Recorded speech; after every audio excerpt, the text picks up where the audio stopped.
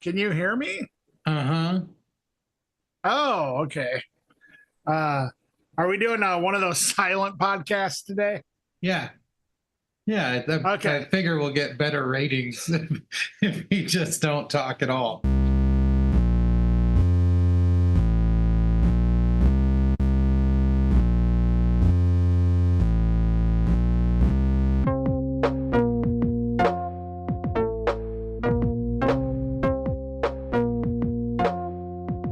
Let's drop the whole thing. Greetings, citizens of Earth. Welcome to Accelerativ Thrust. I am Dan. And I'm Erik. And Erik here is an agent. Yeah, I'm a plant. He's an industry plant. Yeah. The industry planted him. Right. They're like, you know what kind of person we need to sell albums? Or do you know the kind of person we need to sell out? Yeah. Oh, yeah. Man. I'd sell out in a second. Sell out. Oh gosh, me too. You know what I would do with $2 million? What? I would try to make another $2 million with it. Oh dang. So you'd invest it. Yeah, I would double the amount that I've made. You know what I'd do if I won the lottery? I'd make really smart investment choices. I might also take a trip to Philadelphia too. Oh yeah? What for? Yeah. Well, there's two cheesesteak places, and one's called Pat's and one's called Geno's. Okay. And I guess they're considered tourist traps, but they both look delicious. Wow. Yeah. And then I would invest my money. Yeah. Is that's your biggest dream? Visit the cheesesteak places? Yeah. They put onions, and I guess they got these cherry peppers that you can eat afterwards. And yeah. They sell sodas. Oh shit! I get it. They even have pizza cheesesteaks. Whoa! Do you know that that's a thing? No, I didn't know that. Yeah, well, it is. I don't know much about cheesesteaks. You're welcome. Yeah. Wow. Yeah. Should get together for a cheesesteak sometime. In Philly. Yeah, we'll just fly there. But no, see, if we're going to fly there, we can't fly on a plane, though, because I'm afraid of planes. Okay. And so we have to fly on something else, not a helicopter. Magic carpet? Why don't you come with me, little girl? There you go. Now you're talking. Yeah. Yep. We'll do that. But we have to, the song has to be playing. I mean, we have to. Yeah. We'll have a good sound system on our carpet. Giant speakers. Carpet, Giant speakers. We'll be like the Doof Warrior from Fury Road, but it'll be a magic carpet. What's the Doof Warrior? Did you see Fury Road? No, I never. It was that Mad Max? Yeah.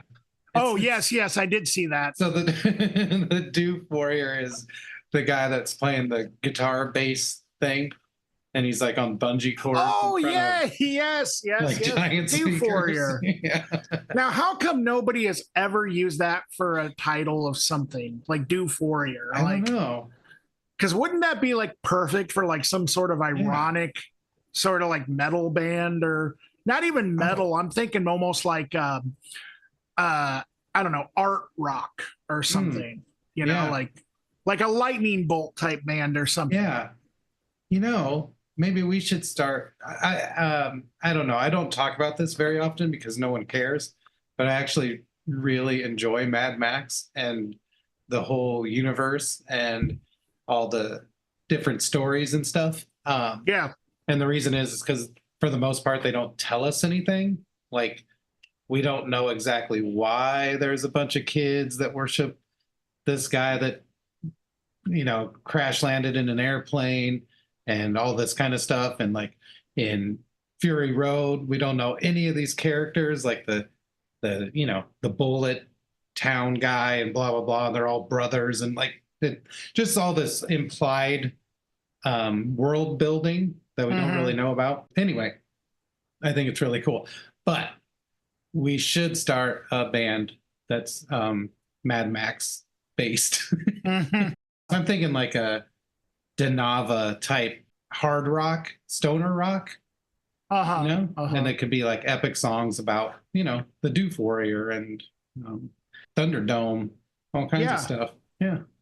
Yeah, that sounds like a good idea. We should definitely get on that. Well, I'm throwing it out there to our listeners. Now, so isn't there a new movie? Yeah, guys, let us know if you want to be a part of Doof Warrior. Because I mean, that should be naturally that should be the band name, right? Doof Warrior. Yeah, or Warriors, and then you can cover Dokken, but change the word. Dream Warriors. Dude, that is legitimately one of my favorite songs from an '80s horror movie. You know, it's pretty good. It is. Good. That's probably my favorite Nightmare on Elm Street, actually. Dream Warriors. It's pretty good. Probably number 3. Yeah. Probably. I love the first, 5 Nightmare on Elm Street movies. They're all great. Sure. Dream Warriors it takes a turn. That's a new era. It really is. And it's also, I feel like, pretty, I don't know. This might sound stupid, but I think it was kind of like to me it was like you said, like a new era in sort of like visual horror cinema, you know? Yeah. Because it really was just beautiful. I mean, the way that movie was shot, I thought, you know?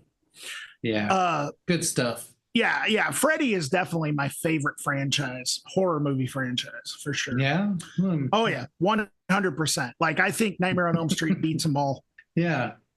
Yeah, I mean, he's up there for me. I don't know for sure. I really like, I don't know if this counts though, because it is part of the franchise, but it doesn't really follow anything or continue, but it sort of does.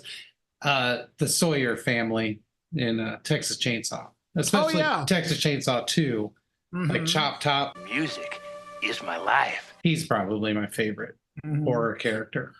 But again, like that character doesn't really go on. I think they have like approximations, you know, in the other movies, but it's never really just Chop Top. So yeah, wow. I want to. Wow. What? Just us talking about? No, just anyone want to talk about the finer details of Texas Chainsaw 2? Because oh my God, it's so boring. I don't know. That sounded interesting to me. Yeah.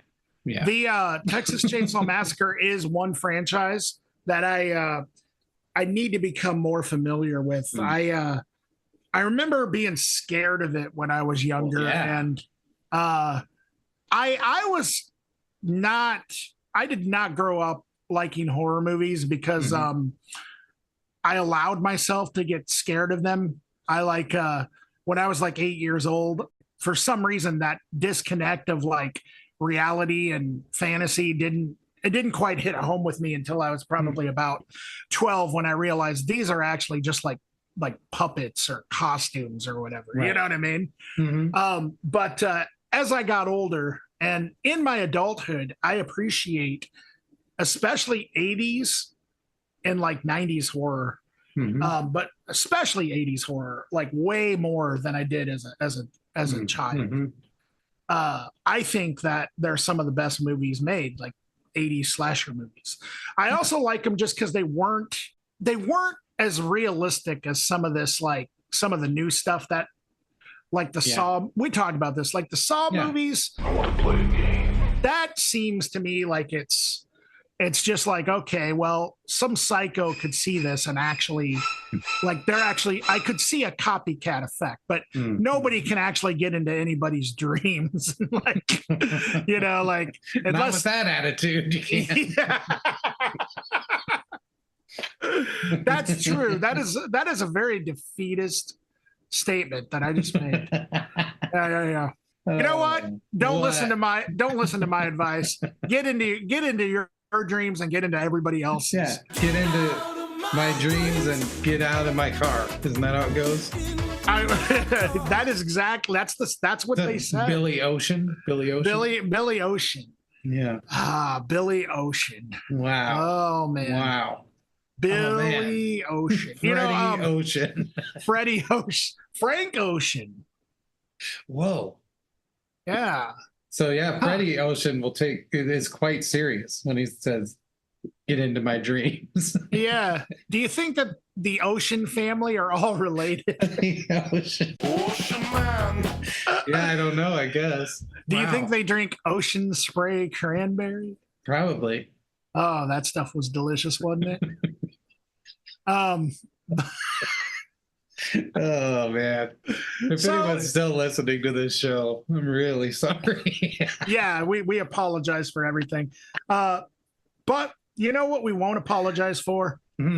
Our taste in music, because Well. we are just that. Yeah. Oh man.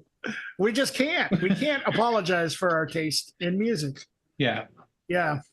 We can't apologize for our taste in music and still have any credibility hosting a music podcast. Yeah, that's the thing, is like Like I know my tastes suck, but I can't say it. Come on, everybody, it's record time. Anyway, right. so how many records we have? We have 2 records or 3 records that we're reviewing today. Yeah, as far as I know. That's what it is.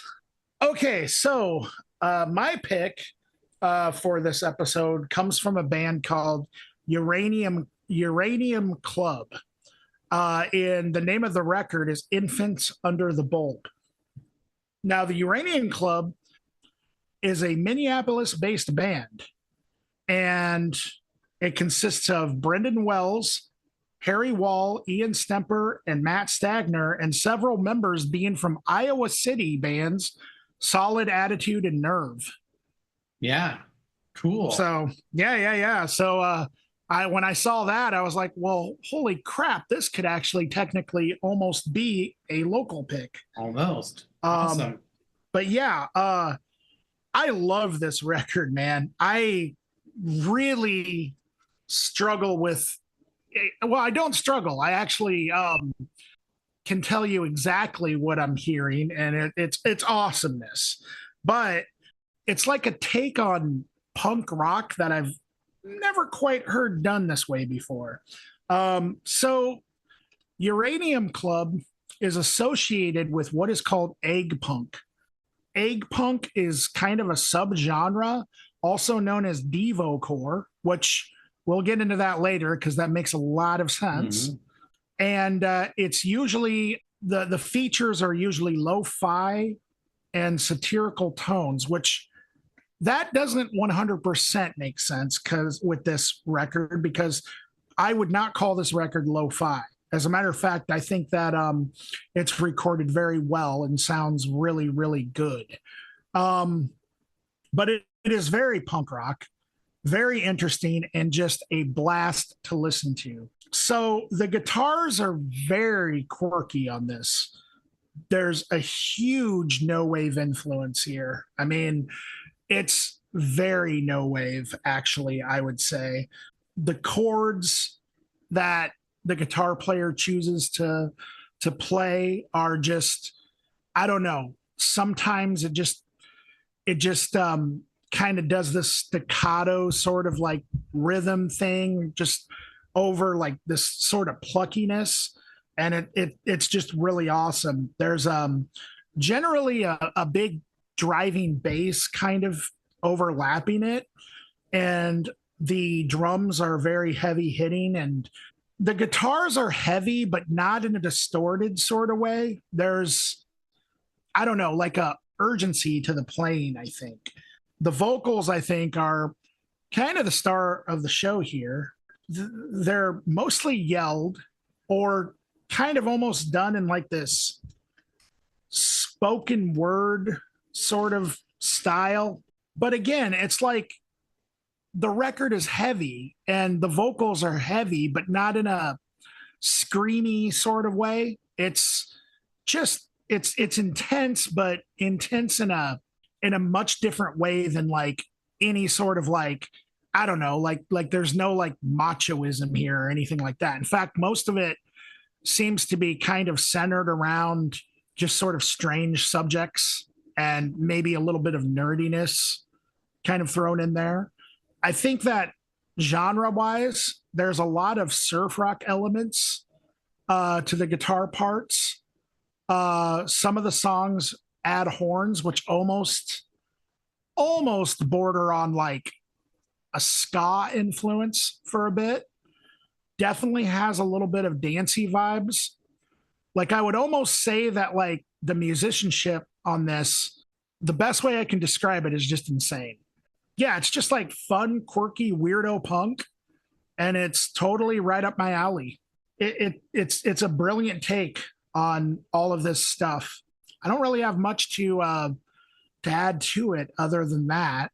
As far as like the stuff that this reminds me of, yeah, I mean, right off the bat, Devo for sure. I would say Man or Astro Man comes to mind a little bit. That would be sort of the surf rock elements that I think I'm hearing. Brainiac, Arab on Radar, Minutemen, No Means No, and pretty much any sort of quirky, no wave influence punk rock that's seems to be singing about just sort of strange subjects or maybe even telling stories. By the way, there's a three-part like story called The Wall, or actually I guess it's four parts, that is absolutely hilarious, that centers around a conversation between a girl and a talking wall.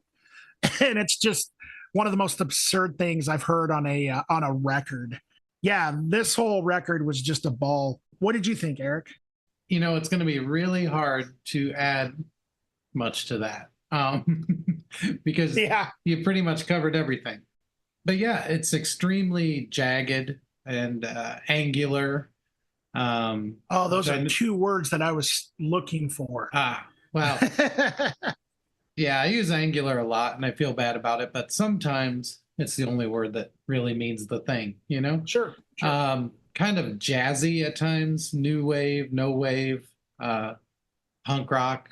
So the funny thing is like I've talked about before, sometimes Dan and I will accidentally pick music that's really similar on the same week. And so that happened again this week. So honestly, between the two records I reviewed, I had to consciously decide what I was going to focus on and who I thought they sounded like and split those between the two. That's how similar it feels to me. But with that being said, that's why I might not be using certain terms in this review because they're going to have to come back up in the next one. So, but yeah, I feel like the music stays somewhat atonal, meaning they kind of ride the same chord most of the song. There might be a A part and a B part, but for the most part, that A part just is doing a thing over and over again. And not in a drony way, but in a mechanical way, if that makes any sense. But yeah, there's really no big jumps in the pitch of the music, but it does stay dynamic quite a lot. Like I said, it's pretty jagged. And so it goes between a lot of dynamics as far as sound. But honestly, it's really just a great foundation for the vocals to be over top of.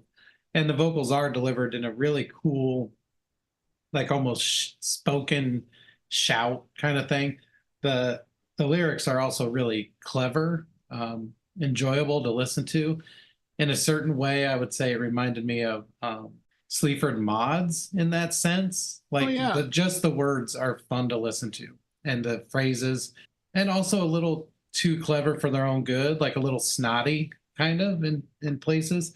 I think it works really well. It's really cool. There are some instrumentals. There's that sort of teleplay or sort of a fairy tale kind of presentation of a story, The Wall. And that's really cool too. Number one group that I said it sounded like was Devo. I didn't know about what was it called? Egg Punk? Egg Punk. Yep. Yeah, I didn't know about that. But yeah, and I wonder if they even know about Egg Punk themselves. Like, I wonder if they just kind of got thrown in with it, or if that was like a thing that they tried to do, you know? Yeah. So, yeah, and things like that, you know, like I don't know, Six Finger Satellite or Brainiac, things like that. Things with a lot of synths, but I do think that this is not off-putting in that sort of dissonant synth-based punk rock. Like, I think it's still really musical and really, really cool. Yeah. I also had some things that maybe the vocals reminded me of a little bit more, like Mountain Goats or Modern Lovers or something, you know, like that kind of delivery. Kind of vocally and musically reminded me of Diamond Rugs. And maybe some James Chance in there. There's sax in here too, which is really cool. But yeah, I thought it was super fun. And honestly, this episode is going to get you all ready for summer. These are some fun summer records here. Absolutely. I don't know if 100%. Uranium Club would enjoy that endorsement, but you know, I do think it's fun music. It is upbeat, and yeah, it was a blast to listen to. Yeah, for sure. It's good stuff. Totally. Uranium Club.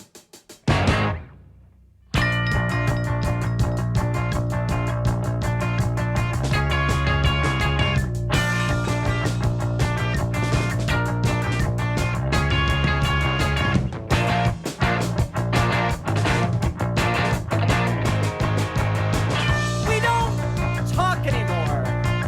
I don't talk at all. We don't have a lot of time, but I got something in my eye. Once for yes, twice for no. Life's palette is colored with expression. I lost my mind. Locked in is a syndrome for the dumb. It's not a syndrome for the smart. Once for yes, twice for no. You all right? Yes, yes.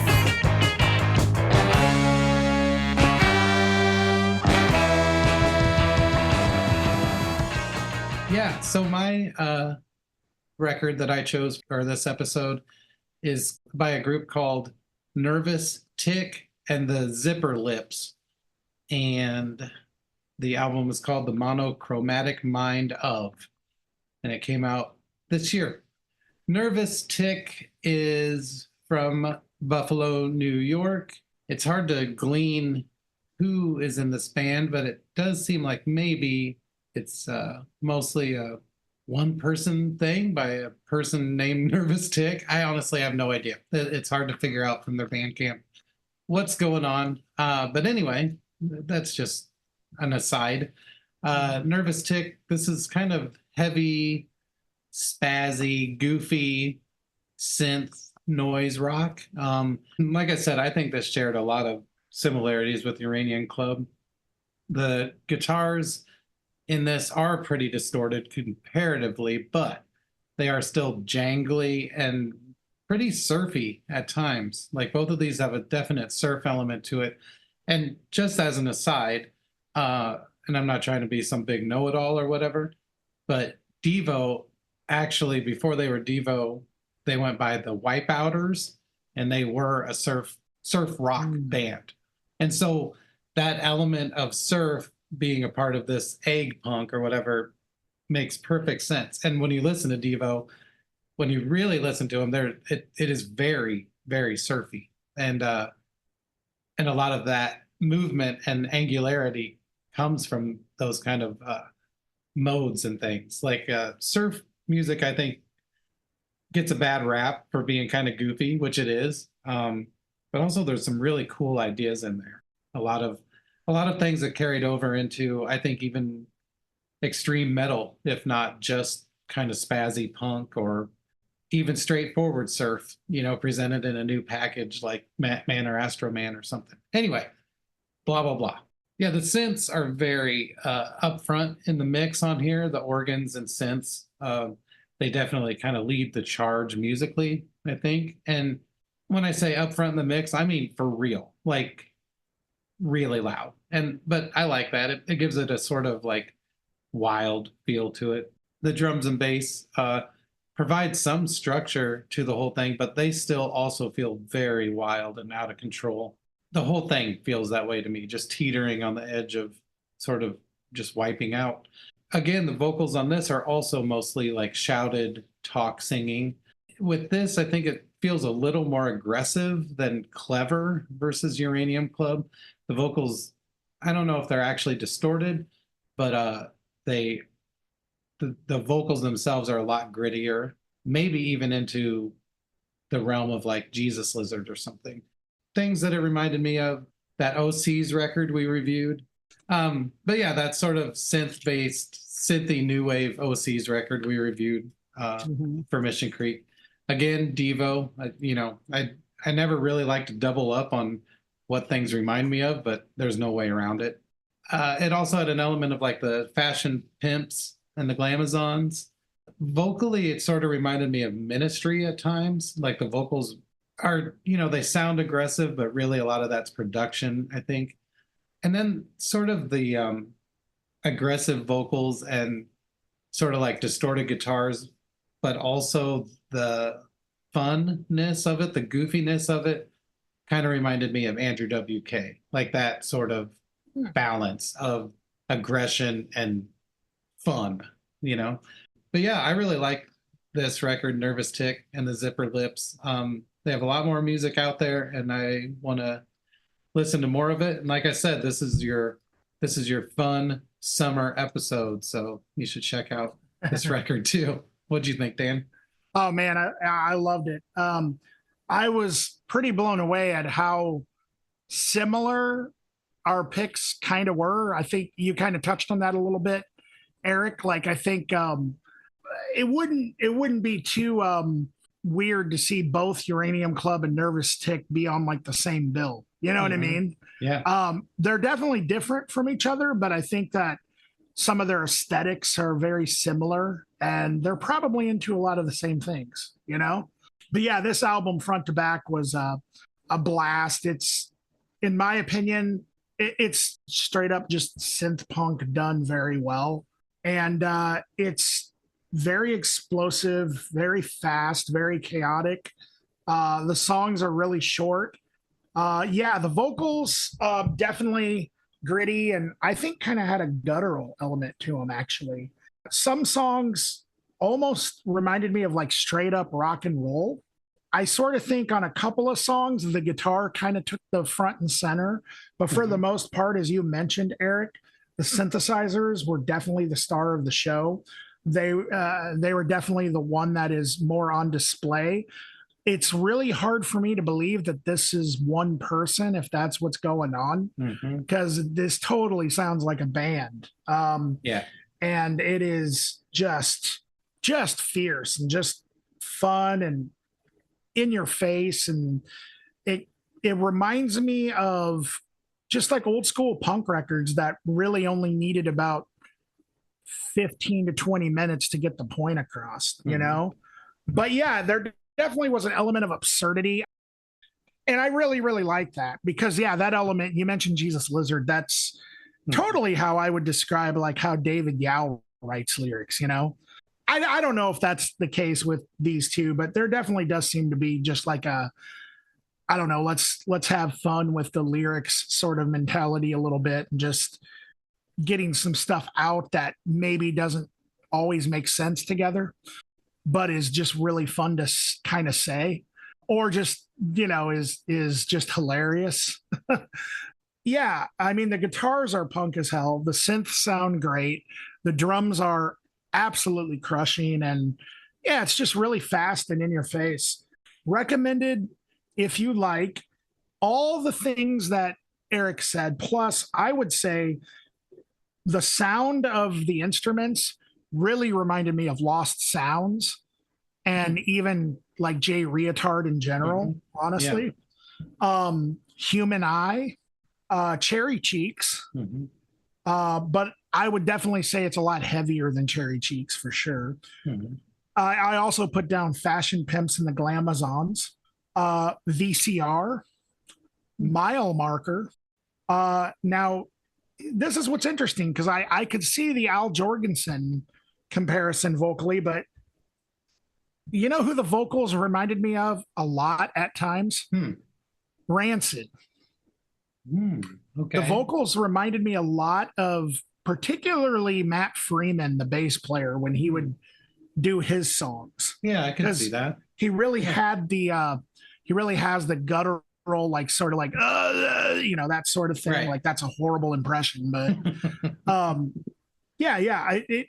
and honestly, there were a couple songs that without the synthesizers, I could actually see on a, like guitar wise, I could actually hear on a Rancid record. Wow. So yeah, it's pretty crazy. Also, Men's Recovery Project, like there's so much of that. I would say that about Uranium Club too, actually. Sure. Yeah, really, really great record. Yeah, so if you're into like all the things that we described, I mean, this is your summer, man, as Erik said.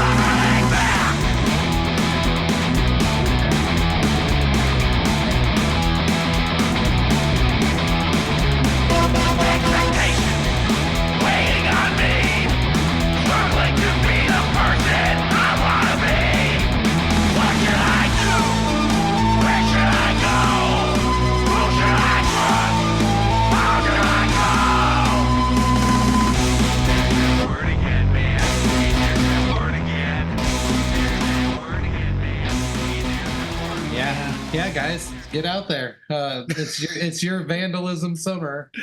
Yeah, let's bring back the old punks. Let's get back in the news with like our mohawks, and let's pretend we're a threat to society. Yeah.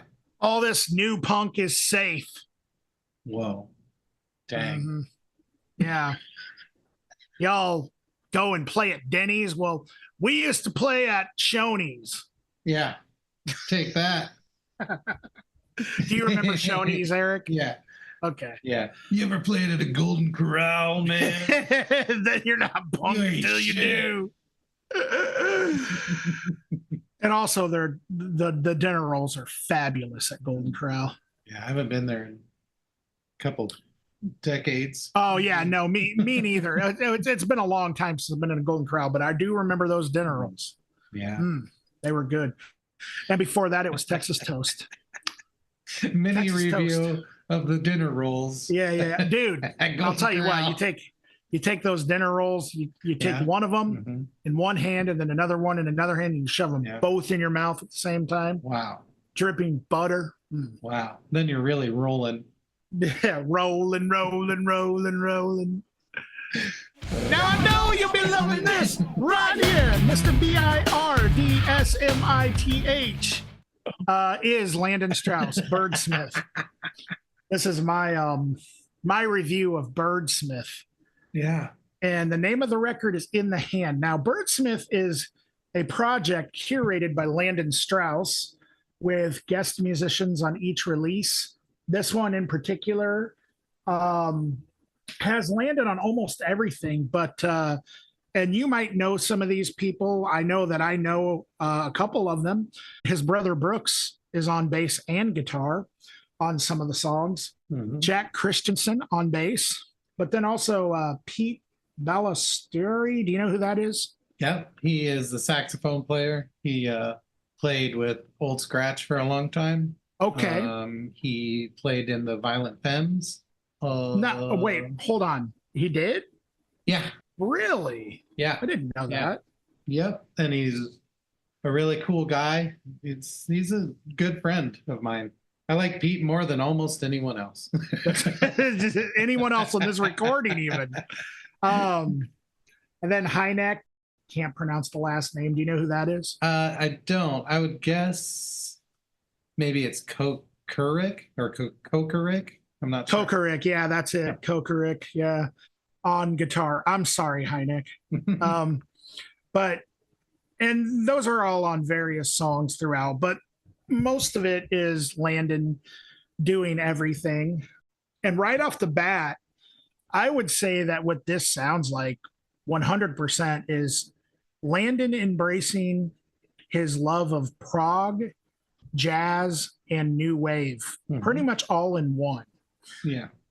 which makes a lot of sense. When it comes to making music, I've always thought that Landon excelled at sort of, I guess, like, yeah, like a prog style or something like that. That was always, when I've talked to Landon about music, oftentimes bands like Genesis and Tool kind of come up.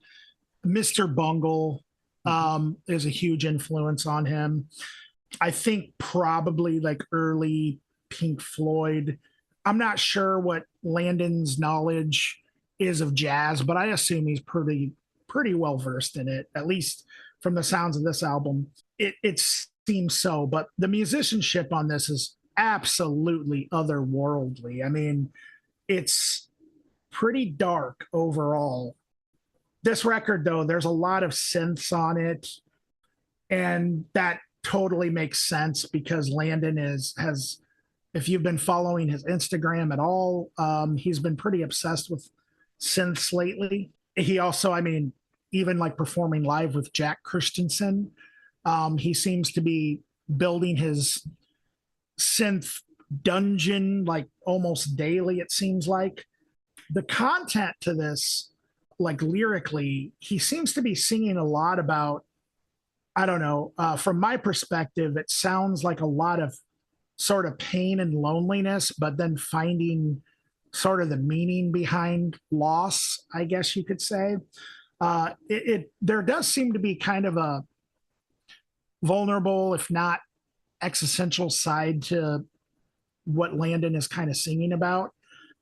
There's something almost like, for lack of a better way to describe it, like it's very big sounding, very ambitious.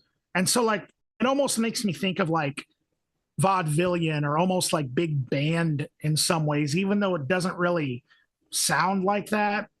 But it reminds me of that kind of vibe, or at least that's sort of what he's going for. But that also could just be the prog sort of element that I'm hearing as well.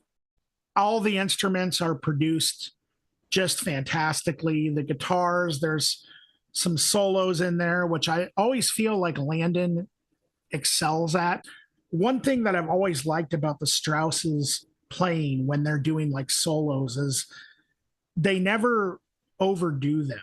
They're always like in the music to serve a purpose and to add to the music, not to be kind of like show offy or like bloat the song for no reason. Mm-hmm. I feel like the songs are always the perfect length. And I feel like on this record in particular, he's not asking too much of the listener, because sometimes prog type projects or prog affiliated projects tend to do that, tend to exhaust the listener. And a lot of times it might be because it feels like things are kind of like just pieces of like ideas are kind of connected that maybe just have like, oh, well, this is a really, really awesome guitar part. You know, the playing on here is absolutely amazing. And it's just it's just like maybe a lot of connected pieces of that instead of like an actual song. That doesn't happen here at all. He embraces his prog and jazz influences and his really ambitious side, but there's still songs within the entire project. And so it's not over bloated. It's not like, you know, a 10 or 12 song of, you know, album full of like, you know, 19-minute solos or something like that, you know? So I guess what my point is when I say prog, don't be turned off by that, because I would say that this is maybe more of a prog influenced project than I wouldn't call it 100% prog. There's a lot of really great songs here. So what it reminds me of, King Crimson, I would say there's definitely elements of Genesis and Tool and Pink Floyd, and then Tom Waits, Mr. Bungle. But then there's also this like new wave, like as I mentioned, this new wave side as well that then gets into like maybe some New Order, Missing Persons, even like Wall of Voodoo a little bit. And then just, I don't know, Leonard Cohen a little bit. Yeah, it's just a really interesting mix of a bunch of different genres. And it all totally makes sense coming from Landon Strauss, because this is exactly as a person. Like if Landon was a genre of music, this is what he would sound like. So yeah, Birdsmith in the Hand. I thought it was fantastic. What did you think, Erik? Yeah, it's awesome. Another aspect of this is that Landon hasn't put out a full Birdsmith album since 2012. So Wow. it's been a while, about 12 years, if you need help with the math. But yeah, so that's a long time coming, and I think it's awesome. My description of it is very theatrical, synth-driven, jazzy prog, and that leaves out about 50 other genres that make appearances throughout this. Yeah. Thing. But yeah, it's cool. I think the opener, it's called Something. It sets you up for being sort of on guard for the rest of the album. Like, I don't know, it puts you in sort of a kind of precarious mindset at the beginning. It's like you don't know exactly what you're hearing because it's very dark, brooding, has like very affected vocals, pitch shifting, things like that. And it's hard to know where it's going. But then it gives way to more of a song-oriented feeling near the end of that track. And then that kind of gives way to the rest of the album, which is honestly just a super deep and diverse set of songs. The songs are diverse in a lot of different ways too.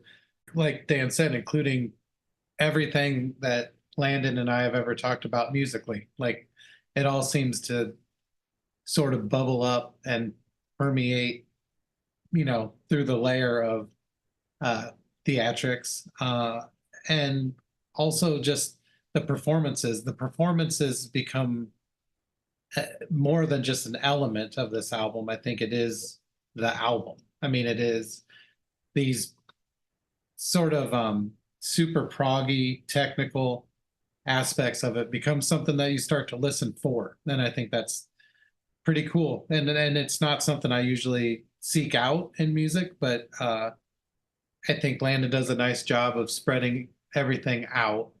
I don't think he spends too much time in one area of focus. And I think that makes everything more accessible, enjoyable, and interesting. One thing I thought was that I thought about, and this isn't just synth oriented, but it seems to spend a lot of time in like what I would call like retro environments. I don't know, like liminal spaces musically. There's electric piano and things in there that remind me very much of like yacht rock moments and Steely Dan and things like that. But it's always underlying. It's never like at the forefront, like almost not in a conscious way, just sort of a vibe for that kind of moves throughout the record. Yeah, as far as the synths go, I feel bad. I feel somewhat responsible for Landon's descent into synth madness. And I guess that's just the way it is. That misery loves company. So, but yeah, the synths are amazing. I think there's a lot of programming in here, or at least sequencing, and it doesn't take away any of the movement or humanity of what we're hearing. The synths are just super cool and utilized it to the perfect extent. This isn't a synth album by any means, but they're not afraid to show through either. Everything on here is just really brave, really smart. Like Dan said, ambitious. I said in my notes, swings for the fences at every level. I think this is what music sounds like when someone has the talent and drive to make exactly what they want. There's no hesitation here. There's no self-consciousness. There's nothing to hold Landon back. And it's amazing. So yeah, great performances by everyone. the synths and drums are awesome. Landon did those, I'm sure, and they're just great. I don't know what else to say that hasn't already been said by Dan or myself. It's just really enjoyable, really bigger than most things that we listen to, I think. It's really, yeah, like I said, very theatrical, and it works great. Recommend it if you like. There's an album called Night Flights by the Walker Brothers. There's parts of this album that remind me of that. And if you haven't listened to that album, you should. And let's see, who else? David Bowie, The Kinks, Caleb Landry Jones, as far as the theatrical nature of things. Supertramp, mostly for those electric pianos and just the clearness of the recording. And Supertramp also had elements of prog, even though they were pretty poppy as well. Sparks, with a lot of aspects. And a weird one was Fetus, like to approach jazz in sort of a noisier, more cut up way, kind of reminded me of Fetus in that sense. But yeah, it's so good, and you should listen to it. And I don't know what else to say. Yeah, Birdsmith, In the Hand. It's awesome.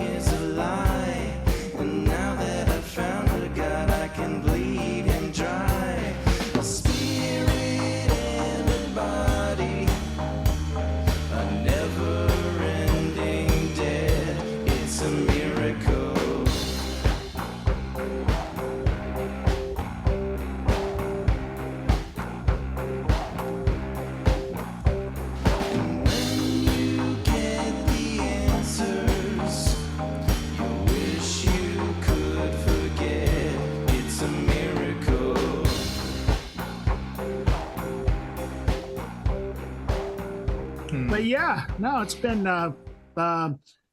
been pretty good so far in 2024. So yeah, lots of plans coming up. We're going to be sponsoring the Metal Fest in August in Cedar Rapids, and that's going to be really cool. A lot of great metal bands, Ill Omen and Frontal Assault. Yeah.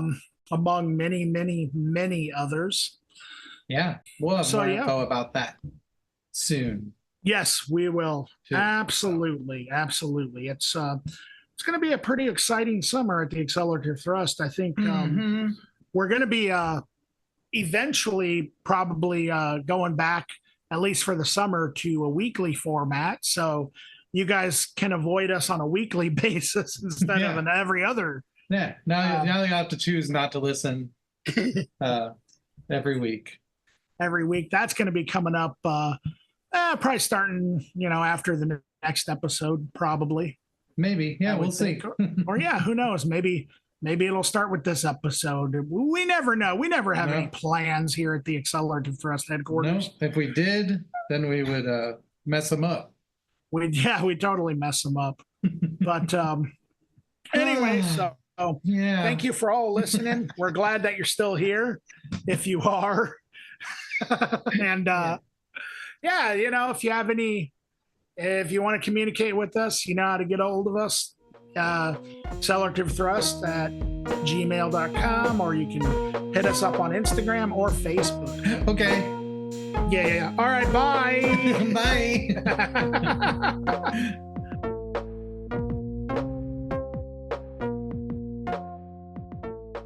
Whoa. So this is Radioland, huh? The infinite turtle, the waves through the ether fuzz roll on forever. Roar!